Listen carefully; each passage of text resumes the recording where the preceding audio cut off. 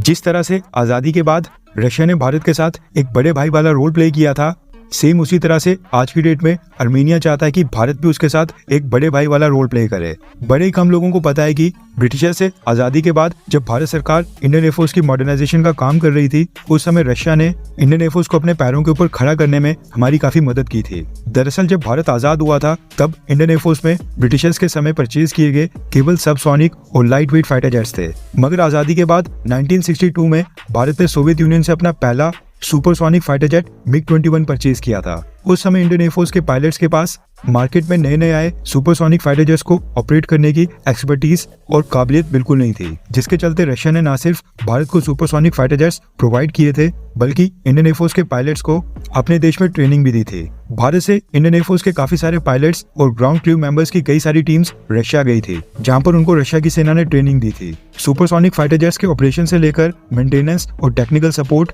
Russia ने सारी चीजें इंडियन एयरफोर्स की टीम को सिखाई थी।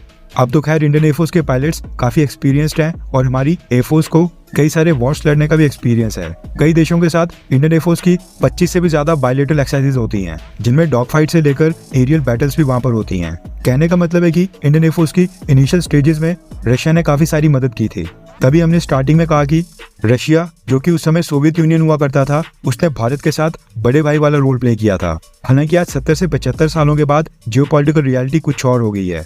सोवियत यूनियन का पतन हो गया है और भारत की सेना भी काफी ताकतवर हो गई है। जो रोल उस समय रशिया ने भारत के लिए प्ले किया था, अब सेम रोल आर्मेनिया चाहता है कि भारत उनके लिए प्ले करे। वैसे जिनको नहीं पता उनकी जानकारी के लिए बता दूं कि आर्मेनिया एक क्रिश्चियन कंट्री है और अजरबैजान एक मुस्लिम देश है, और ये दोनों देश आपस में कट्टर दुश्मन है, जो नागोर्नो कराबाख को लेकर कई बार आपस में युद्ध लड़ चुके हैं। आर्मेनिया को लेकर अब न्यूज निकल कर आ रही है कि आर्मेनिया की सरकार ने भारत से रिक्वेस्ट की है कि भारत आर्मेनिया के पायलट्स को ट्रेनिंग दे। दरअसल आर्मेनिया के पास 4 सुकोई Su-30 फाइटर जेट्स हैं। आर्मेनिया चाहता है कि जब अगली बार अजरबैजान के साथ युद्ध हो तो इन चारों फाइटर जेट यानी कि चारों सुकोई Su-30 फाइटर जेट्स का अच्छे से यूज कर पाए और इनकी मदद से अजरबैजान का ज्यादा से ज्यादा नुकसान कर पाए।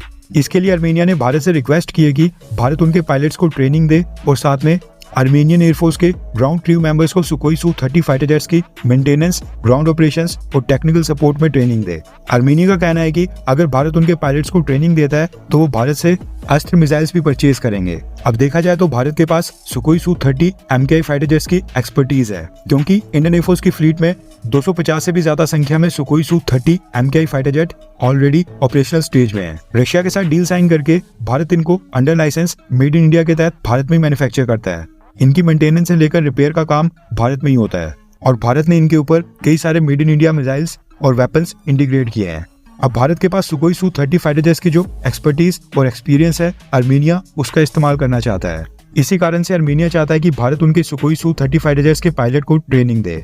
अगर भारत सरकार ने आर्मेनिया के पायलट्स को ट्रेनिंग देने का फैसला किया, जो कि अभी तक डिसाइड नहीं हुआ है, अगर ये चीज हो जाती है तो ये अजरबैजान के लिए बहुत ही बुरी खबर होगी। वैसे आपको क्या लगता है कि क्या भारत को आर्मेनियन एयरफोर्स के पायलट्स को भारत में लाकर यहाँ पर ट्रेनिंग देनी चाहिए, हाँ या फिर ना? नीचे कमेंट करके अपनी राय जरूर बताएं।